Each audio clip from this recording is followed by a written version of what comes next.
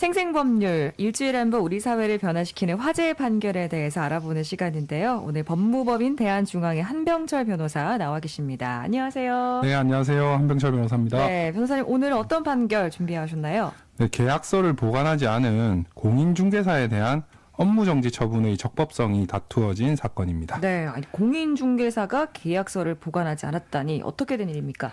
네, A씨는 전주시 덕진구에서 부동산 중개업을 영위하던 공인중개사였습니다.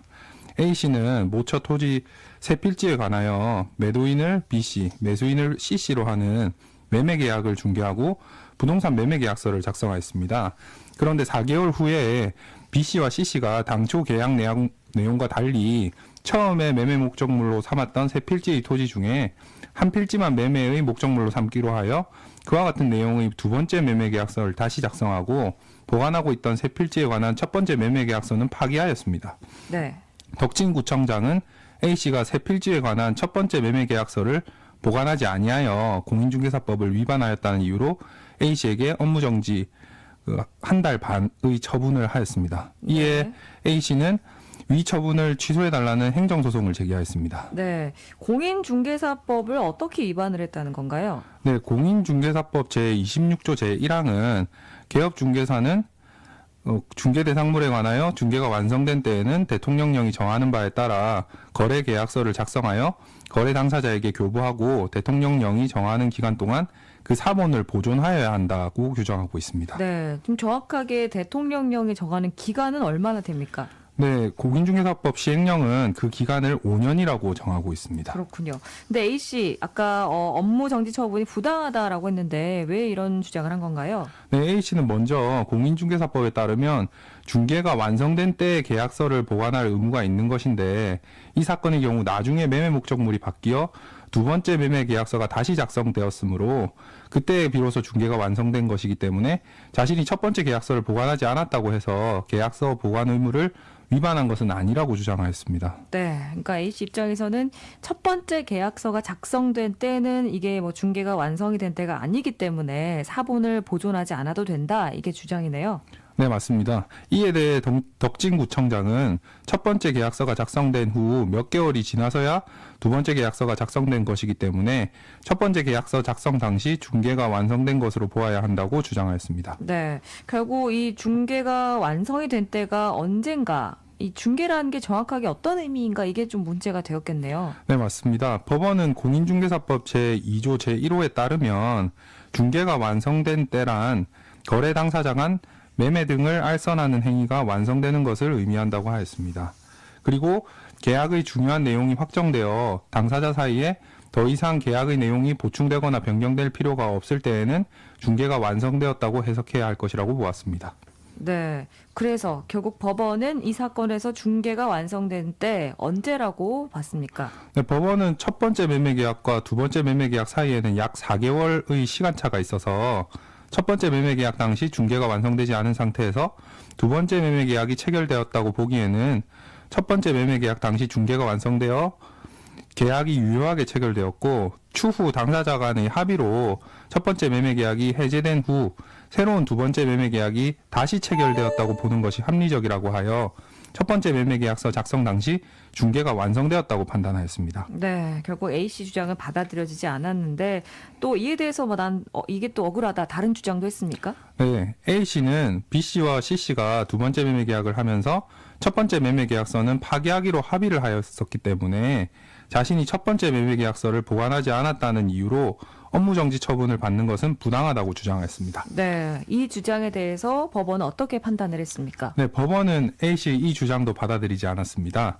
법원은 공인중개사법 제26조 제1항이 공인중개사에게 거래계약서의 보존 의무를 부과하고 있는 취지는 계약의 양당사자 사이에서 분쟁이 발생하였을 경우를 대비하여 중립적이고 객관적인 입장의 공인중개사가 계약과 관련된 자료를 보존하도록 하고 있는 점인 점, 공인중개사법 제26조 제1항은 공인중개사에게 중개가 완성된 때에는 거래계약서의 사본을 보존할 의무를 부과하고 있을 뿐 거래계약의 유무효나 해제 여부에 따라 보존 의무에 대한 예외를 두고 있지 않은 점 등을 근거로 B씨와 C씨가 첫 번째 계약서를 파기하기로 합의하였었다고 하더라도 A씨로서는 첫 번째 계약서 사본을 보존하였어야 한다고 판단하였습니다. 네, 그럼 A씨 주장은 결국 모두 받아들여지지 않았네요. 네, 맞습니다. 법원은 A씨가 자신이 받은 업무정지 처분을 취소해달라는 A씨의 청구를 기각하였습니다. 그렇군요. 어쨌든 공인중개사는 어떤 경우에서라도 매매 계약서를 잘 보관해야 된다는 거 기억해야겠습니다. 다음으로 전해주실 판결 어떤 내용인가요? 네, 다음으로 소개해드릴 사건은 전동 킥보드를 빌려 타다 발생한 사고에 관하여 킥보드를 대여해준 업체에게 손해배상 책임이 있는지가 문제된 사건입니다. 네, 요즘 여기저기 이렇게 이런 대여 업체들이 많이 생기던데 이런 관련 사고도 많이 일어나는 것 같네요. 정확하게 어떤 사건인가요? 네, D씨는 일명 킥보드라고 하는 전동 이륜차 대여업에 종사하고 있던 F씨로부터 전동 이륜차를 빌려 경기전 안에서 타고 가다가 넘어졌습니다. 네, 경기전 안에서 넘어졌다 하셨는데 이 경기전이 무엇인가요? 네, 경기전은 전주시에 있는 조선 태조 이성계의 어진이 봉헌되어 있는 장소입니다. 그렇군요. 유적지라고 할 수 있겠네요. 근데 D씨가 어쩌다가 넘어지게 된 건가요? 네, 판결문을 보면 불상의 원인으로 넘어졌다고 되어 있어서 넘어지게 된 원인에 관해서는 밝혀지지 않은 것으로 보입니다. 네, 근데 D씨가 넘어졌는데 많이 다쳤습니까? 네, D씨는 이 사건 사고로 외상성 뇌출혈이 발생하였고 병원으로 후송되었지만 얼마 후 뇌연수 마비로 사망하고 말았습니다. 사망까지 이른 사고요. 정말 안타까운 사고네요. 그런데 그 D씨 유족이 그러면 킥보드를 대여해준 업체를 상대로 손해배상을 청구한 건가요? 네, 맞습니다.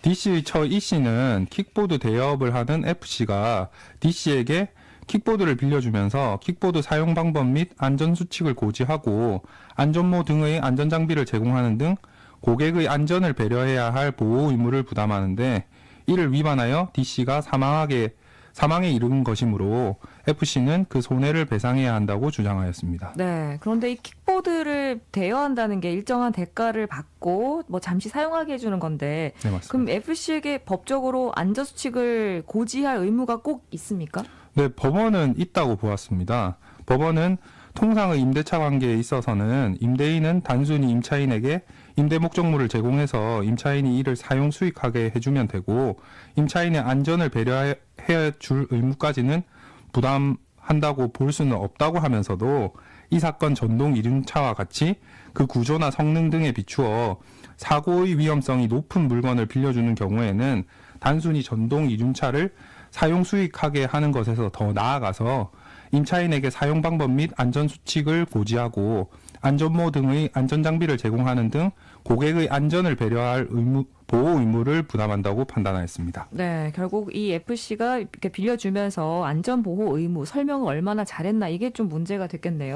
네, 맞습니다. 먼저 사용 방법 및 안전수칙 고지 의무에 관해서 법원은 FC의 직원이 당시 D씨에게 전동 이륜차의 작동 방법을 설명하고 안전교육을 실시하였던 것으로 보이는 점, D씨는 이 사건 전동 이륜차를 시운전하기도 한 점, FC가 운영하는 점포의 벽에는 전동 이륜차의 운행에 대한 안전주의 사항이 기재되어 있는 점 등에 비추어 볼 때 FC가 이러한 고지 의무를 게을리한 것은 아니라고 판단하였습니다. 네. 근데 사고 발생 장소가 근데 이 조선 태조 어진이 봉안된 경기전이라고 했잖아요. 네. 여기서 킥보드를 탈 수 있도록 되어 있습니까? 네, 경기전 내부에서는 킥보드를 탈 수 없습니다.